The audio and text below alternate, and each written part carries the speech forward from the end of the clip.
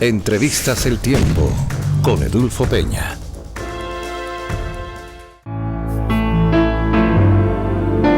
Los hombres no somos mendigos, de vagos dioses o de ángeles oscuros. Del mar y de la tierra haremos pan. Plantaremos el trigo, la tierra y los planetas, el pan de cada boca, de cada hombre, de cada día. Llegará porque fuimos a sembrarlo y a hacerlo. Los políticos no solamente están pensando siempre en las elecciones, en los votos, en los discursos. Muchos de ellos tienen otras pasiones. Y Clara López Obregón, presidenta del partido del Polo en Colombia, candidata presidencial, ha encontrado en la poesía ese otro espacio. Uno es el de los votos, el de la lucha ideológica, pero otro, claro que en ella se van a encontrar las dos cosas, es la poesía. Doctora Clara, ¿cuándo comienza a tocarla la poesía a usted? Yo pienso que muy niña, tanto en la casa como en el colegio. Recuerdo que mi madre, que era una mujer muy apasionada, leía mucha poesía. Y a mí me leyó el canto general por etapas a lo largo de toda mi niñez, el canto general de Neruda. Conde niño por amor, es niño y cruzó la mar, va a dar agua a su caballo la mañana de San Juan. Mientras el caballo bebe, él canta dulce cantar. Todas las aves del cielo se paran a escuchar. Caminante que camina, olvida su caminar. Navegante que navega, su nave vuelve hacia allá. Ya el canto general fue cuando tenía 10, 12, 14 años. Antes de eso, eran los poemas con los que hemos vivido todos de chiquitos. Se recordará muy bien todas las fábulas de Rafael Pombo, que las podía yo recitar una por una. Rin, rin, renacuajo, Simón el Bobito. Pero ya en el colegio, me recuerdo eso, yo sé, cuando tenía unos 8 años, mi profesora de literatura se llamaba Asita de Mayarino, la esposa de Víctor Mayarino. Y ella me enseñó lo que a mí se me convirtió en un solaz de toda mi vida. Me enseñó a aprender poesía. ¿Cuál es el segundo que se sabe en inglés? Es un poema de Edgar Allan Poe. Okay. Que para nosotros Edgar Allan Poe era más el hombre de los cuentos terribles, ¿no? Terribles, y de verdad que la poesía es muy dura. Pero este era un poema de una niña chiquita. ¿Cómo es ese poema de Allan Poe? It was many and many a year ago, in that kingdom by the sea, that a maiden there lived whom you may know by the name of Annabel Lee. And this maiden she lived with no other thought than to love and be loved by me. I was a child and she was a child in that kingdom by the sea, but we loved with a love that was more than love, me and my Annabel Lee. Ella dice, y ahí es al punto al que vamos, cree que en buena parte por la literatura y la poesía comienza a sembrarle unas semillas de rebeldía que está recogiendo estos días. Hoy es la candidata presidencial del Polo, el único partido de izquierda en Colombia hoy. ¿Por qué Clara López, siendo de estas familias aristócratas bogotanas, termina metida en la izquierda? Me contaba que porque poemas como este, La Oda al Pan de Neruda, cree que la marcó. Pero es que la Oda al Pan es la vida, es la fecundidad, es la solidaridad y es el pan para toda la humanidad. Era el Neruda rebelde que la marca. Claro. Pero también me decía usted que usted se aprende a Neruda en La Oda al Pan cuando tenía 12 añitos. Y había poca conciencia social de lo que decía Neruda en ese momento, ¿no? Para usted. Sí, pero a mí lo que me afecta, y creo que me pasa después también con los poemas de amor, es que me enamoro del poema, me lo apropio y lo hago mío sin entender la profundidad de su contenido. Y cuando yo escuché a Berta Singerman declamar en el Teatro Colón La Oda al Pan, yo me dediqué a aprenderme La Oda al Pan y pronto fui desarrollando una conciencia muy grande que desde luego me la alimentaban mis padres y mi familia en el hogar. Esos valores de que si uno viene de un entorno privilegiado, su función en la sociedad es devolver con servicio lo que uno ha recibido en términos de privilegio. Doctora Clarita, algunos elementos de esa Oda al Pan, de esa obra rebelde en Neruda, que tiene muchas otras, pero en esta Oda al Pan, que fue lo que la marcó, algunos elementos que ustedes nos puedan compartir. Ahora, intacto, eres acción de hombre, milagro repetido, voluntad de la vida. Oh pan de cada boca, no te imploraremos. Los hombres no somos mendigos, de vagos dioses o de ángeles oscuros. Del mar y de la tierra haremos pan. Plantaremos el trigo, la tierra y los planetas, el pan de cada boca, de cada hombre, de cada día. Llegará porque fuimos a sembrarlo y a hacerlo, no para un hombre, sino para todos. El pan para todos los pueblos, y con él lo que tiene forma y sabor de pan. Repartiremos la tierra, la belleza, el amor, todo eso que tiene sabor de pan, forma de pan, germinación de harina. Todo nació para ser compartido, para ser entregado, para multiplicarse. Mucha gente no conoce la dimensión política de ese poema. Pero voy un poco al comienzo. Usted me dice que ese poema termina marcándola y que parte de su concepción política hoy tiene su origen en esta poesía de Neruda. Claro, porque yo entonces me empecé a interesar en temas mucho más allá de los banales que aprende una niña de 12, 13 años. Y mi madre por esa época estudiaba filosofía en la Universidad del Rosario. Entonces empecé a conversar con ella y ella me empezó a leer, creo que con motivo de eso, el canto general. Y empezamos a discutir en la casa, había mucha discusión. Una niña con su madre, estudiante de filosofía, ya grande. Ya grande, y hablábamos de todos estos conceptos, incluso mi primer texto político que me dio a leer mi madre fue el Manifiesto Comunista. El Manifiesto Comunista, que era una obra de profundo sentido político, y me dijo, mira, mija, es que no todo es lo que tú oyes hablar, aquí hay cosas distintas, hay ideas distintas. Mi madre, desde luego, era una persona mucho más avanzada que el resto de sus congéneres de su tiempo. Y lo mismo mi padre. En mi casa nosotros leíamos, discutíamos muchísimo. ¿Sabe una cosa? A mí mi papá me enseñó a leer con el periódico El Tiempo. O sea, comienza usted aprende a leer en El Tiempo. Sí, señor. No me diga, eso es una historia fabulosa. Porque mi papá desayunaba todas las mañanas muy temprano. ¿Con el periódico sobre la mesa? Con el periódico, un jugo de naranja al que le metía un huevo crudo. Sí, sí. Comía frutas y nosotros nos sentábamos a conversar, y yo me recuerdo, chiquita, que yo todavía medio balbuceaba, yo ya sabía letras y palabras y las señalaba en el periódico. A ver, ¿cómo es la historia de Shakespeare en ese poema que se llama ¿cómo? Sí, es el soneto 73. Okay. Shakespeare escribió cientos de sonetos. Y en el colegio, donde yo estudié interna en Estados Unidos, nosotros memorizábamos mucha poesía. Y yo me dediqué un tiempo a los poemas de Shakespeare, a los sonetos. Digamos que le encontró un encanto a Shakespeare. Difícil es Shakespeare por el lenguaje antiguo. Clásico, refinado. Y por lo complejas de sus alegorías. Pero me recuerdo que me impactó particularmente el soneto 73 y me lo aprendí de mucho gusto, y su sonoridad para mí era como una oración. Pero yo no lo entendía bien, porque una niña de 15 años, ¿qué va a entender la vejez? ¿Qué va a entender el amor? Era un poema de Shakespeare hecho para el amor otoñal. Exactamente. Y fíjese, ahora que yo miro el pasado, digo, mire, los poemas que yo me aprendí de chiquita han sido premonición de lo que han sido mis vivencias en la vida adulta.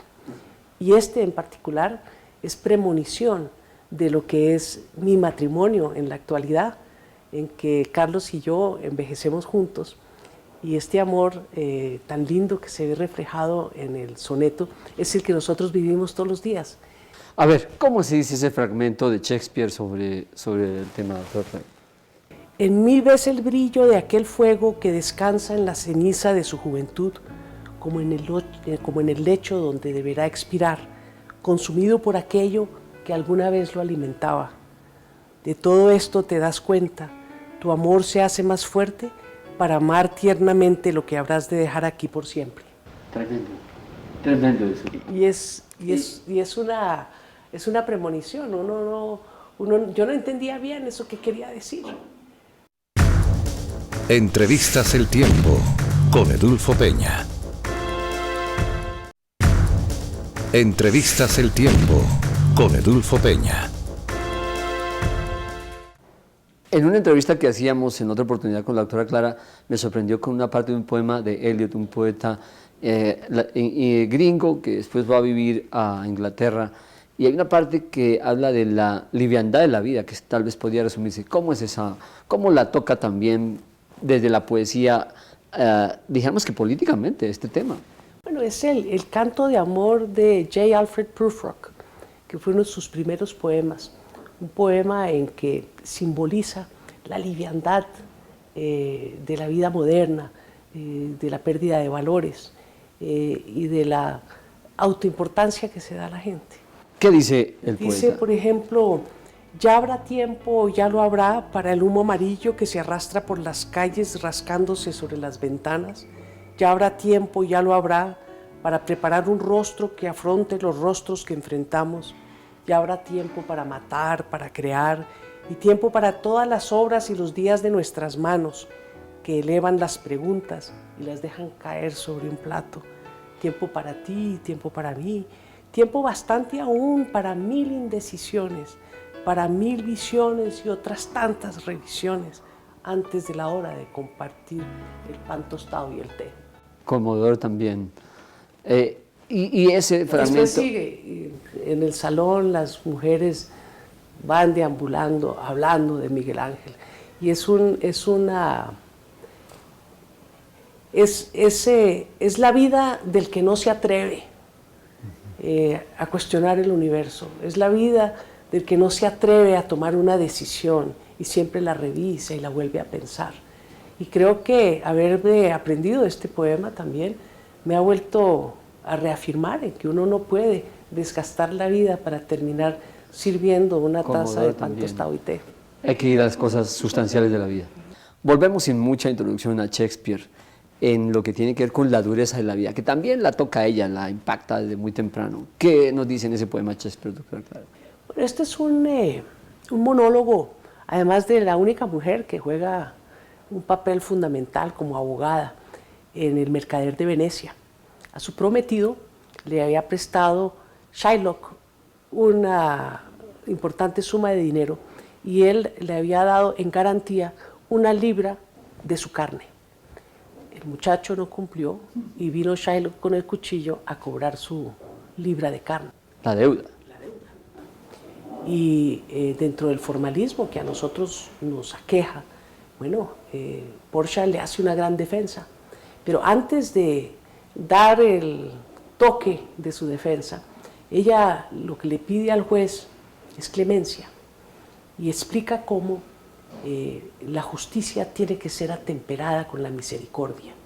Y creo que esa es la parte de lección más hermosa para todo ser humano. Dice, la clemencia no es cualidad forzosa, cae como la lluvia desde el cielo a lo que está debajo. Su bendición es doble, bendice al que la da y al que la obtiene.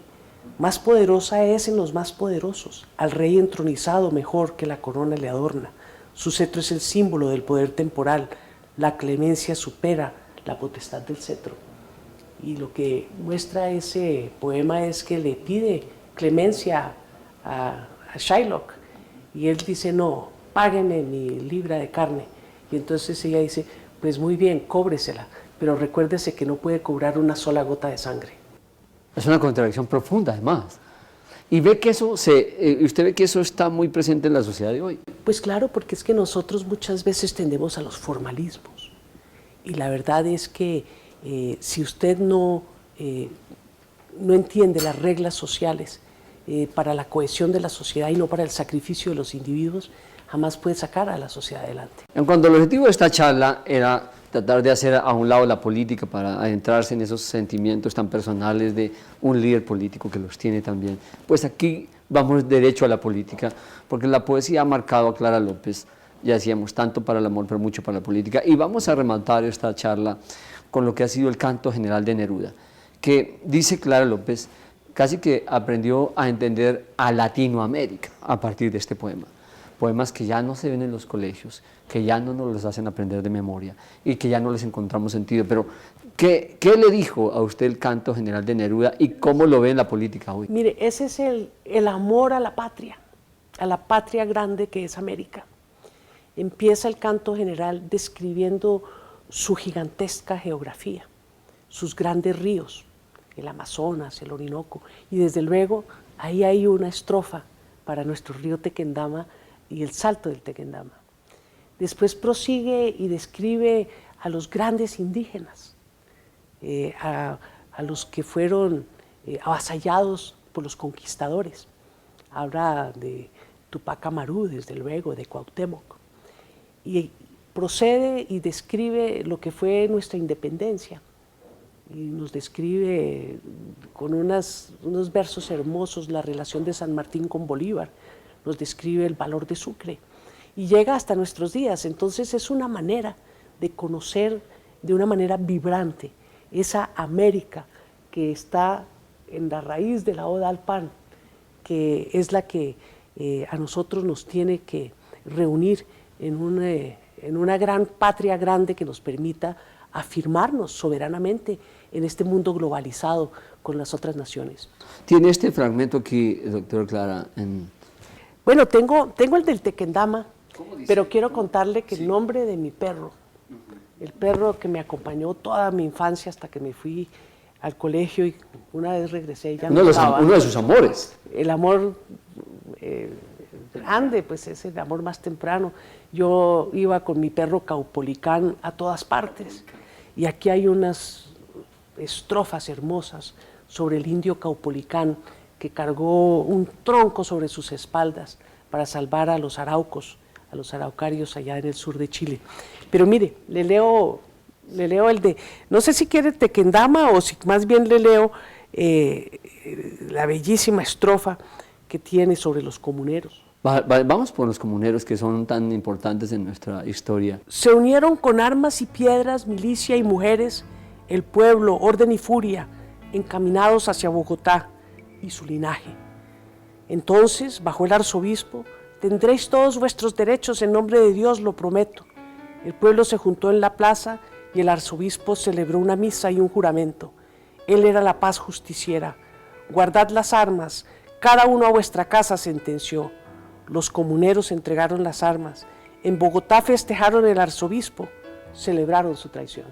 Neruda, en el canto general, una manera de descubrir América, una manera todavía de descubrirnos hoy lo que fue un momento importante en la historia de este país.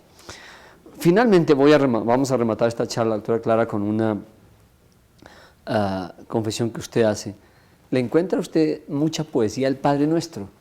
Y una confesión como aquella de que siempre, desde que está casada con Carlos Romero, ha tratado de almorzar, de desayunar y cenar todos los días con él. Y ella dice que no ha habido un día de su vida, desde que tiene uso de razón, que no haya recitado el Padre Nuestro. Pero ella lo hace en inglés porque dice que lo siente mucho más poético. ¿Dónde está la diferencia? Bueno, la verdad es que yo lo recito muchas veces, hasta 2 y 3 veces antes de dormir. Y siempre una de ellas es el Padre Nuestro en inglés de la Biblia de Saint James, que es poesía, es pura poesía. ¿Cómo es? Sí, los quiero escuchar en inglés. Our Father who art in heaven, hallowed be thy name. Thy kingdom come, thy will be done, on earth as it is in heaven. Give us this day our daily bread. Forgive us our trespasses, as we forgive those who trespass against us. And lead us not into temptation, but deliver us from evil. Amén. ¿Cuál es la diferencia que le encuentra con el Padre Nuestro en español? Que este Padre Nuestro está escrito como un poema. En cambio, nuestra oración, que yo creo que es la más potente que hay sobre la tierra, en español, por lo menos la nueva versión, carece de ese ritmo que tiene la poesía.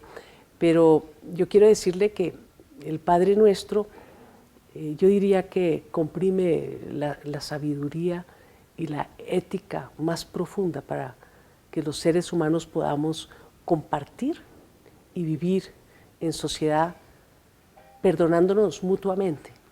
Y creo que ese mensaje, desde que lo aprendí para mi primera comunión, no he dejado de decírmelo en los momentos más críticos de mi vida y desde luego todos los días antes de dormirme.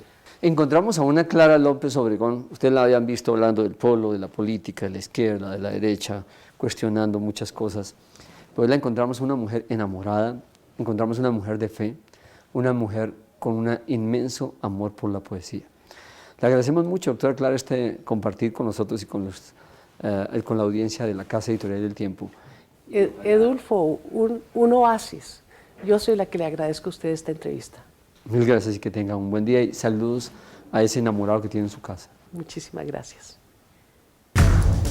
Entrevistas El Tiempo con Edulfo Peña.